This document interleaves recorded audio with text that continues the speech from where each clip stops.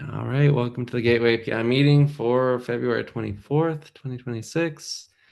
We've got a few things on the agenda today, but just a friendly reminder that this is a Kubernetes community meeting, which just means please be nice, please follow Kubernetes code of conduct, and we don't have too many people or too much on the agenda, but just to make sure everyone gets a chance to say what they want to say, please use the raise hand feature in Zoom, and we'll get to you. And then the other thing is this agenda is completely open. So if you want to add anything to the agenda, well, yeah, add your agenda items there. Um, and last up, I don't know if anyone is new to this call, but if anyone wants to say hey and introduce themselves, give people an opportunity for a minute or two, completely optional. But yeah.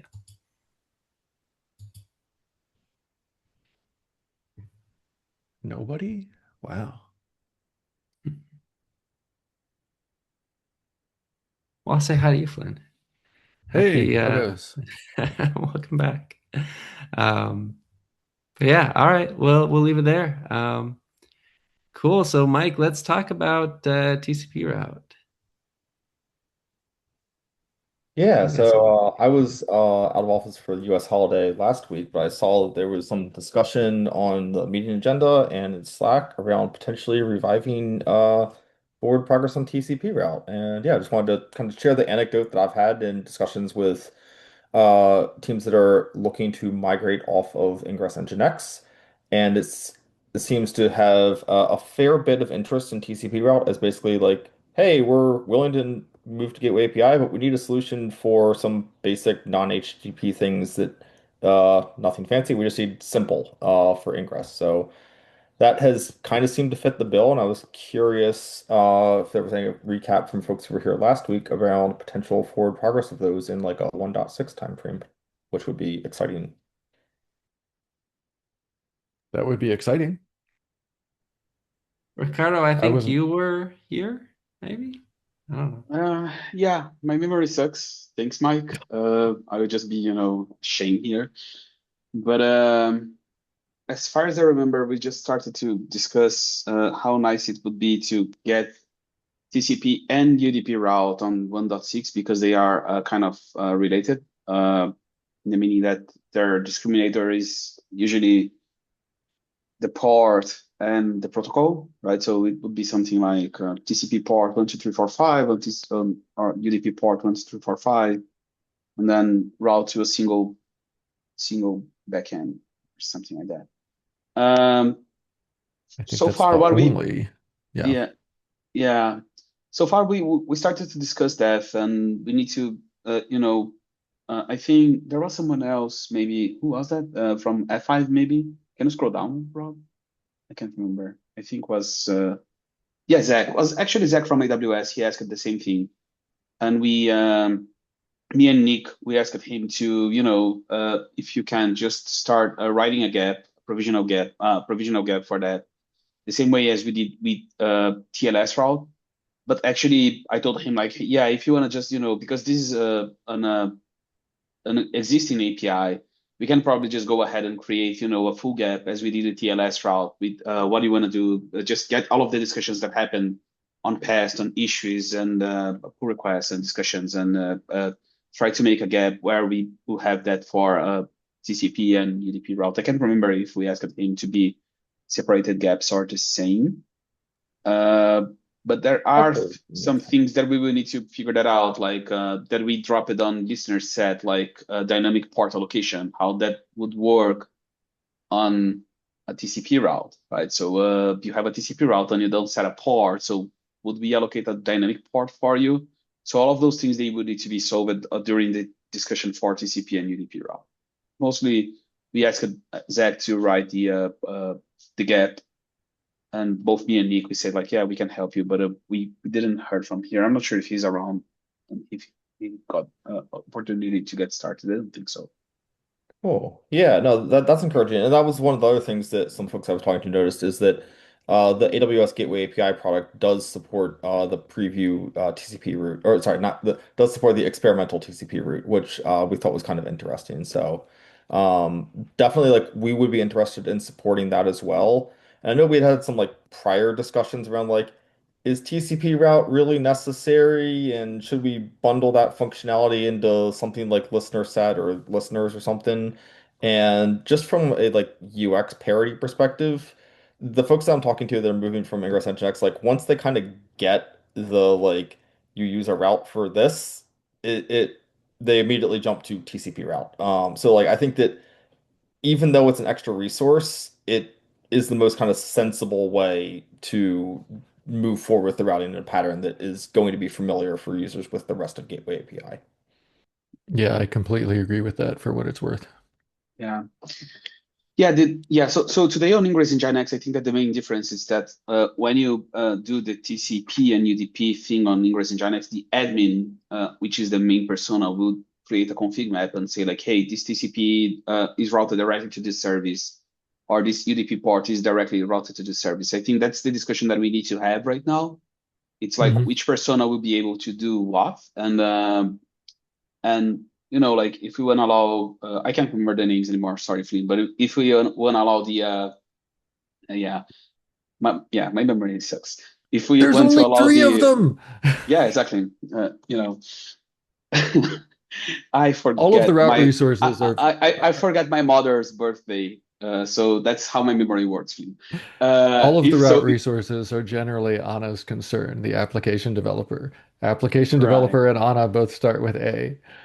That is, in all seriousness, one of the reasons why I think TCP route and UDP route are valuable because the route Yeah. resources are unquestionably things that are Anna's concern, that Anna's used to being able to control, that Chihiro and Ian are used to Anna being able to control. I think that's really important. Yeah. So the thing is like if we want to give a control on that, we need to think how the port allocation would work on that case, right? So Mhm. who owns the port and how port conflict would work on those cases, which Agreed. today on Ingress Nginx, it's a concern from the Ingress admin. But now it would be either the gateway admin or application developer. Yeah, Yeah, it's an interesting I think question that's for something that sure. we just need to make sure is covered in the gap, in terms of like attaching to listeners and how the gateway can set like allowed routes and stuff like that to be able to like scope other namespaces being able to attach to the gateway and such. I'm sorry, did you say Zach was starting to write a gap or? So he said that he was interested in starting to write. We can probably ping him and ask if he's gonna. I mean, me and Nick, we just asked him like, hey, if you think you're not gonna have time to do that, we know that other folks are interested on that, so we want you to do that. But just Yeah. do some updates on that. I think that given we are on the 1.5 right now, no one is actually rushing to write the gap. Right, everybody is actually rushing to be conformant with 1.5, I don't probably know. including AWS folks. Zach doesn't seem to be doing any work for 1.5. He should have plenty of time to write a provisional key. Yeah, we all are actually. Zach, I if you're didn't. watching this I later, wasn't. then I don't wasn't be awake offended. 5 a.m. today reviewing cores, Uh, PRs as well. yuck. Thank you for your sacrifice. Sure. But yeah, in all seriousness though, we're definitely interested in this as well, and I think Eric on my team might be able to help support some of this if we need additional help, like writing a gap or working on conformance to help move TCP route forward. And I Yeah. think it's on the call if he wants to speak up too. Yeah, sorry, I joined a little late, but I'd be happy to help on this. Cool. Ping Zach on Slack as me and Rusty when we align it. Like just ping them, do something. If you folks work together, and let us know the progress. I think it would be amazing. Yeah, definitely. Sounds good. Um, I rudely inserted myself into the agenda because I actually have a hard stop on the half hour today. I was gone last week. I was out sliding down mountains. I am delighted to report that in my absence, people still made progress on 1.5, which is a wonderful, wonderful thing. The current plan is to do 1.5 RC2 today. and assuming that everybody is happy with that, to go ahead and promote on schedule to GA tomorrow. I'm kind of okay if we decide that we need to take, an extra day to check out that RC, and if we end up slipping from the 25th to the 26th, I'm not going to be too terribly upset about that, but it would be lovely to actually hold the 25th. I think the only controversial might be a little too strong, but the only item that sounds like people we're kind of concerned about is this update to tightening validation on the core's origin. And based on what Ricardo is saying, we have a PR that it can move that forward at this point. So I think we're in good shape. I confess I have not yet checked over to make sure we have doc PRs for everything. I just see that we have a bunch of doc PRs. And Rob, I did not get around to creating a 1.5 documentation branch, but if you can do that, that would be lovely. And if you cannot do that, then I will do it later this afternoon, Eastern time. It will be a race between busy people is what I would say.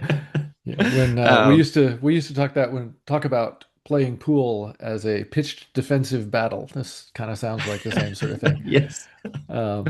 So I was thinking about it. I think the docs branch is probably not that awful to do. It's just the docs 1.5 that's off of main to start. Yeah, I think it's just off of main. I think we just create a branch off main and then retarget all the docs PRs, and I think we'll be in good shape after that. Okay. Yeah, that doesn't And then sound too once bad. we have all those things landed and we can look over, then we PR back to main for the actual release. Yep. So yeah, I mean, Ricardo's point, we have long wanted to have version docs, but that requires a whole change to our branching strategy, or I don't know. There's some work there. There's some work. Yeah, it has been tried. I remember there was one person that got a couple weeks into that rabbit hole and then just gave up. Maybe not gave up, but focused on other things that felt more achievable. I don't blame them. The way we do it, the way we do it here is with the directories per version.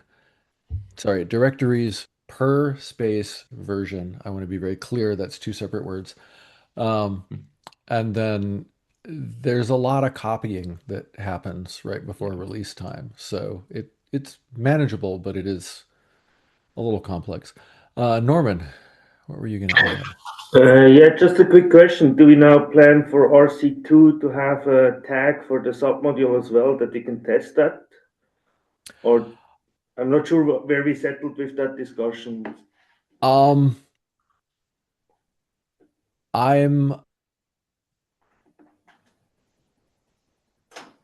slag conformance as part of RC2 just because we've never tried it before, but it's a little tough. I don't think it would hurt.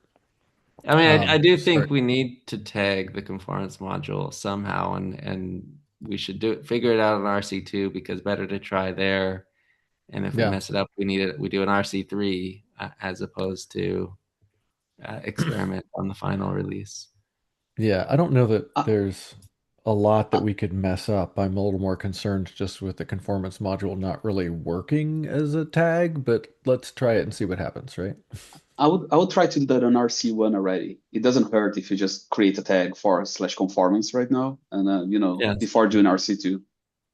What happened? See if this is vendor. All right, let me catch up with you offline on that, Ricardo. Okay. My concern right now on the conformance test, on tagging that, it's that we do have a Go mod replacement on the conformance folder, and this may break for folks. I don't know. I'm not sure if Norian was able to test that. Yeah, I think it's only an issue if you only import the conformance module and do not also import the gateway API root module. Because if you import both, then I think it's taking the version of the model you directly import instead of indirect import. I don't know what happens if you only use the conformance submodule as a dependency, and it will take the root module as indirect import. But I think maybe unlikely that you only import conformance without importing the root. Okay. Things like this are part of the reason why I personally think that conformance should always be you run a binary instead of you build your own. Because if we did that, we could release the binary as a release artifact, and then it would be a total non-issue. I I think we have discussed that, and Yeah. I think I do Nick not asked expect that. some get for that, but we should probably Yeah. run to get a get for the conformance test being a binary, on a Yeah, Docker I think that'd be a image. good idea. I certainly don't expect any of that to change for 1.5, let's be clear. Yeah. Okay. The other thing that just occurred to me is Zirain DM'd me to say that in the experimental channel, we apparently still serve TCP route v1 alpha 3. Is that intentional or is that an oversight? I'm looking at you, Rob. We are doing that on Because standard as TLS. well. TLS If you take route? a sorry, look. TLS route, not TCP route. I thought I looked at that recently and we had it that's not intentional. Okay, now let me see. So in standard, I would expect served to be true for exactly one of these. Okay, so this is what we have in gateway configs CRD standard. Oh, I guess I should check out the actual release branch to be real. Make That would sure be that. helpful, yes. Okay, now this is still what I expect. Served false, served true. So Yeah, only one that's served. only one. And then if we go to experimental, take a little trip. I think that both should be served here, which is also what we want. Yes, so 2 served, but the first one is stored. So this is what we want in the release branch right now, and it seems to mirror what we have in main. Or this is what I think we want. I should say. If anyone disputes that, we can. So the idea here is that if you're using experimental, we continue to serve v1 alpha 3 so as not to make your life more miserable than it already is, and we expect the misery to come in when you go to standard. Am I summarizing that correctly? Yeah, so basically what that means is you have to, if you want to go from experimental to standard, you have to install the new experimental one and then install the standard one. You can't directly install the standard one. Can you check to make sure that say gRPC? That's a good question. My network connection seems to be fascinatingly. It could be mine too. No, I'm looking at other windows that say things like, "Oh, I just went offline. Oh, I just went online." What? Okay, okay. Pretty sure it's me, which is weird. Let's see. So in both cases for gRPC route, we're only serving v1. Like we only have v1 in the resource. For standard, yeah. But experimental too. So we dropped v1 alpha. I don't remember the timeline of when we dropped alpha, but we did. So I have to do some looking back in history. But this all actually, fortunately, lines up with what I hoped would be here. So that's a happy thing.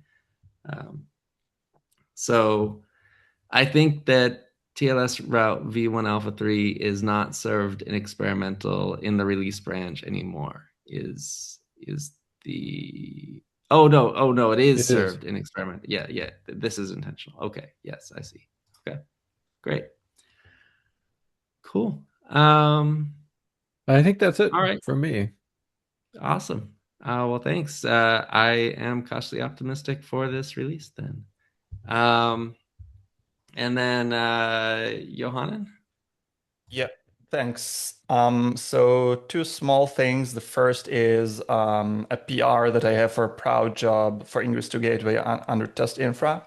In case anybody is unaware, we have an end-to-end test suite for Ingress to Gateway. It takes 2 minutes to run on a laptop, but about 30 minutes to run in the CI, and I suspect that's because of resource allocation. So I don't have permissions to merge that. If in case somebody has a reviewer/approver permission in addition to Steven already approved, I think a reviewer permission is needed at this point. That would be amazing because this is blocking us from enabling the end-to-end test in the CI. Yeah, that's the first one. We are starting to gradually have something that looks like a comprehensive test suite, so I'd rather use that on the project. While we're Right. here, do you have anyone on the call have any? It looks like this just needs an LGTM, which any of us can. Right. Oh no, it needs an approve too. Oh yeah, it got did- reset. Okay. How did that not work? Right, because Steven didn't have the permission. He just tried and that didn't work. Okay, I think I you might have still Rob. have. Yeah, I might have it. I'm gonna just say that clearly Steven and Becca both wanted this in, so Yeah. let's call it good, and hopefully that does the trick. Thanks. I will have, if that works, so if it resolves the slowness problem, I will have another PR which enables it as a required. So right now it doesn't report and doesn't block PRs because I wanted to first make sure that the end-to-end tests behave in the CI before we start bothering people with them. And then the second thing is just to make people aware that following my proposed refactor for that notification/logging mechanism in Ingress to Gateway, initially I had a rather ambitious idea of basically rewriting the whole notification mechanism using a logging library and merge the concept of notification and log together. Steven and Lior and myself had some offline discussions around that, and we concluded that at this point, we should probably keep the distinction between notifications and logs. So the new PR 341 supersedes the previous one 360, and now all it does is gets rid of the global notifications map, which creates a whole bunch of concurrency related issues. For example, in the end-to-end test, which we bypassed already, but no reason to have, we don't really need a global map for implementing this. And then some smaller cleanups and less boilerplate and some simplification. So the PR looks daunting. It's like 80 something change files only because every single line that instruments notification now gets dependency injection rather than using something global. So there is a lot of changes that are virtually identical and very few source files that are like the heart of the change that need to be reviewed. So yeah, this is just background info for any interested reviewers. Cool. Does this so this is still draft. Do you want reviews on this one yet? I'm reviewing my own code before I bother reviewers. This is how I usually move out of That's kind. once I think it's reviewable. So I will move it out of very quickly, very soon. But I wanted to alert people rather than wait another week. So yeah, that's great. Awesome. Thank you for doing this. Yeah, thanks a lot. That's it for me. Cool. Oh, I forgot to say, no changes to user experience. So unless I missed something, it should be a plain implementation change. So this is just cleanup and getting rid of some race conditions. It sounds like. Yeah, exactly. Awesome. Great. Thanks. And Becca, it looks like you are last up today. Did you want to present? Yeah, I'll just do a quick demo for the right, control of recommendation wizard. Access. My favorite things.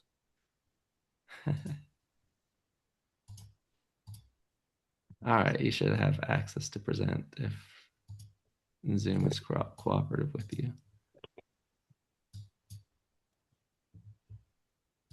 Here I can see, right? So this is pretty much improvement over the list of features that we have for each version.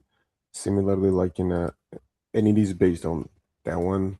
So you can pick whichever version you want. It should give you all the features that are available at that version. So if you go 11, it's less. 1.4, it's more. And then it's split into the groups for HTTP route, gRPC TLS route, and then has want to have, good to have. So it's going to generate the recommendation of a controller based on the conformant reports. So you select whichever you're looking for.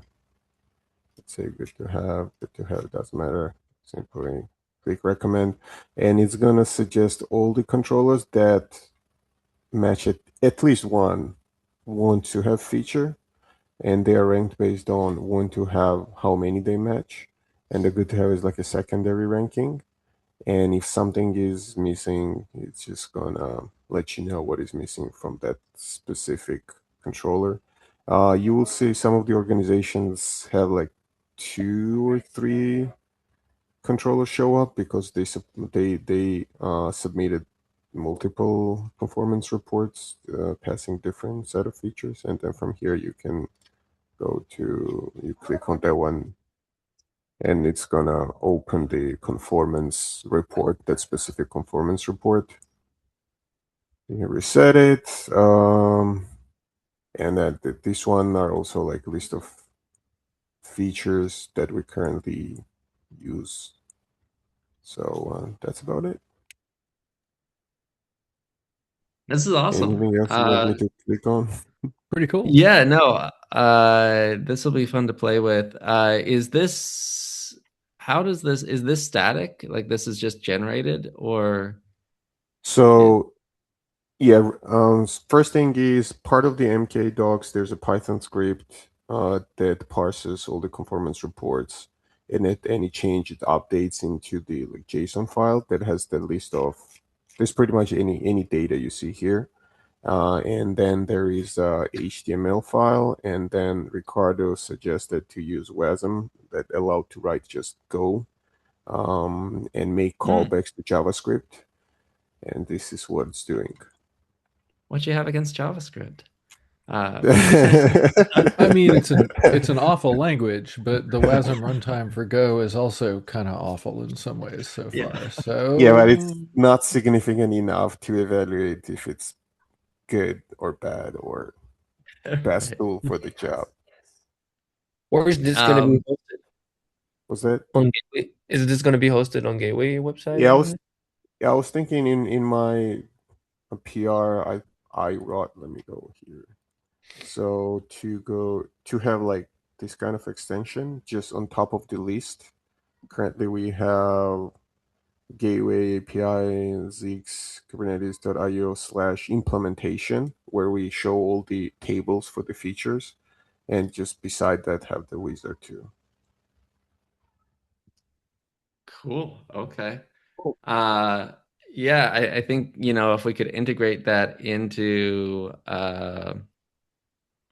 the docs like site itself, so it feels like it's part of it, that would be ideal. One thought, if you don't mind pulling up the demo again, I think I don't know that it really makes sense to go back many gateway versions.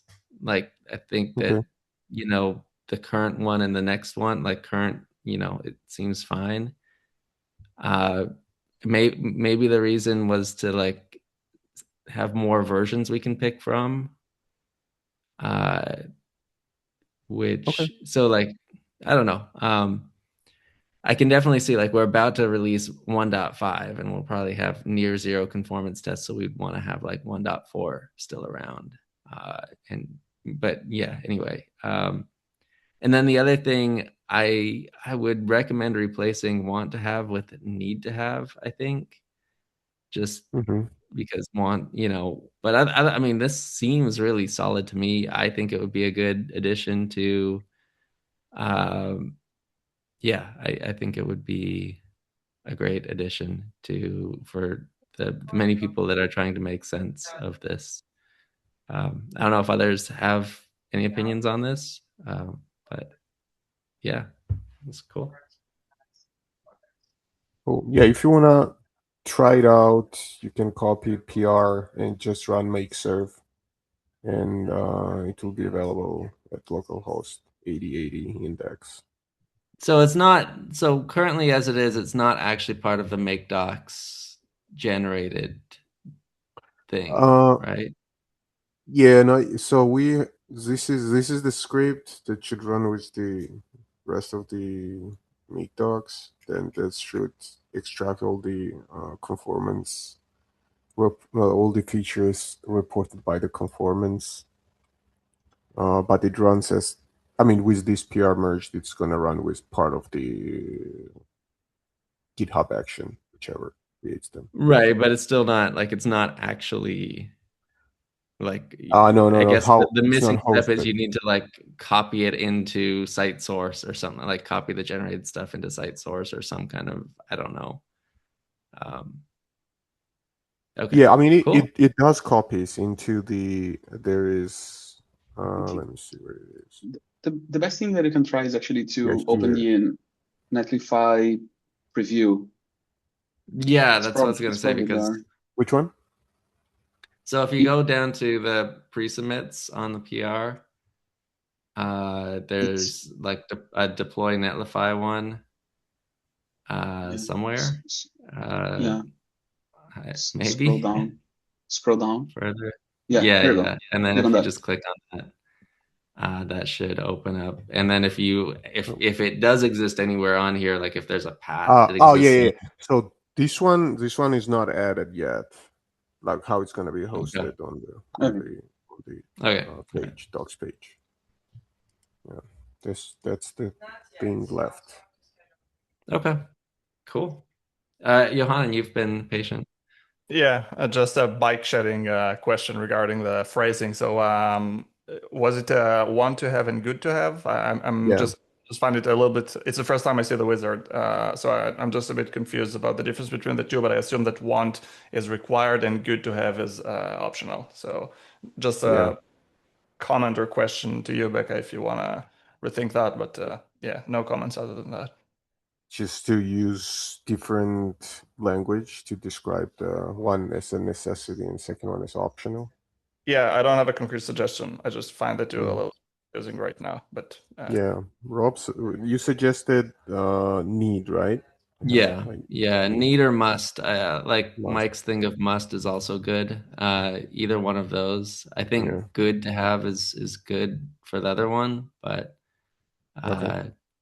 need or must for the first one seems good. Got it. Thank you. Cool. Well, I think with that we've made it to the. Oh, I we haven't added quite. some stuff. Sorry to All right. sorry to make you disappointed, Rob.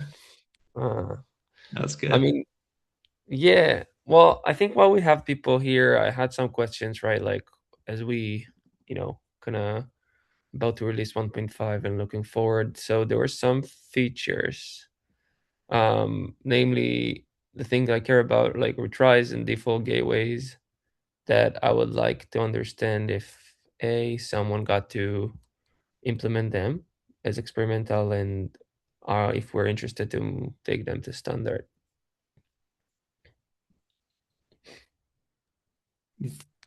No. Yeah, so we are planning to implement the retries, which are currently on experimental.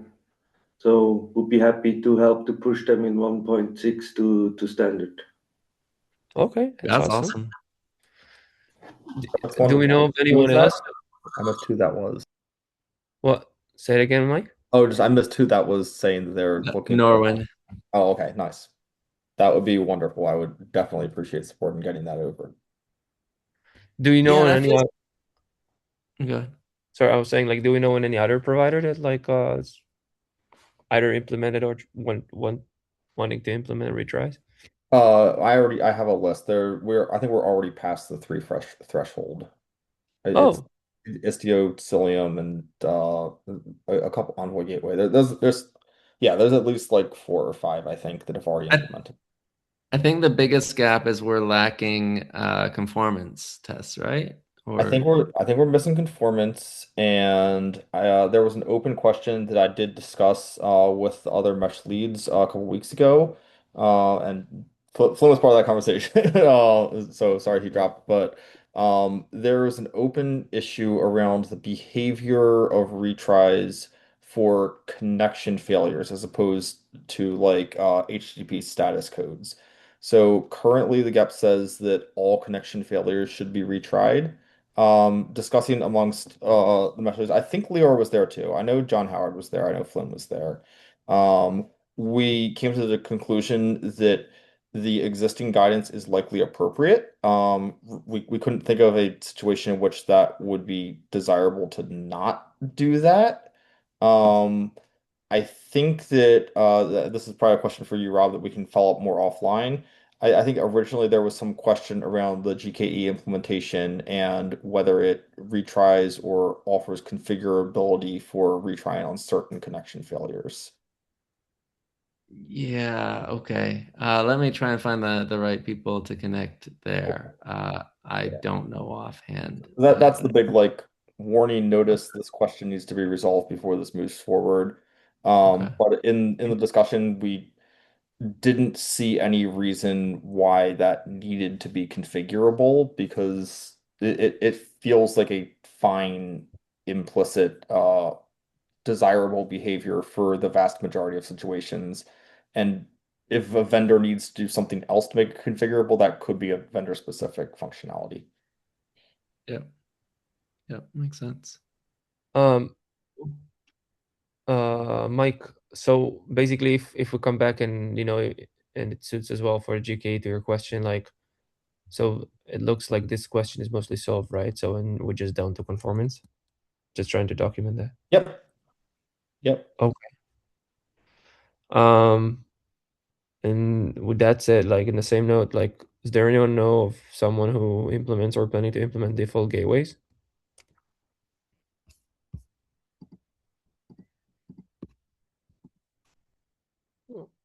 Okay.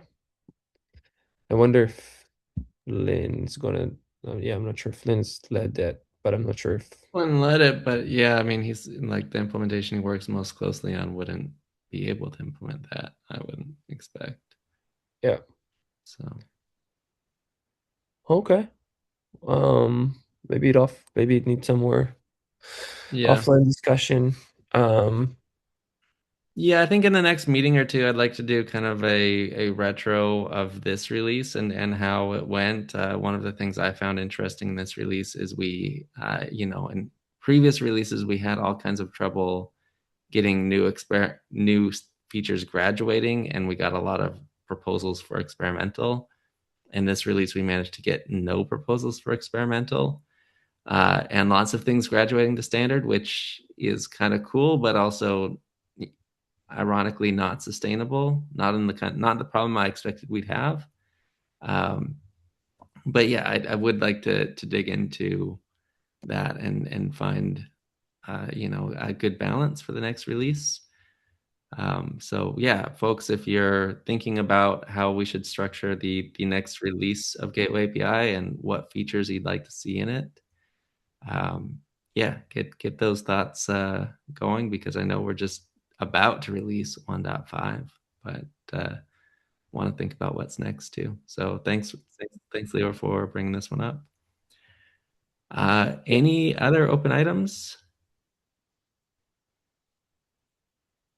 There were two more stuff. Two sorry. more stuff on the same trend, but you mentioned you would want to do it as part of some kind of I don't know, maybe retro or something.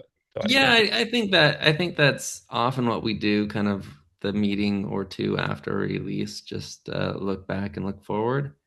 Okay. Yeah. Cool. All right. Well, thanks a bunch, everyone.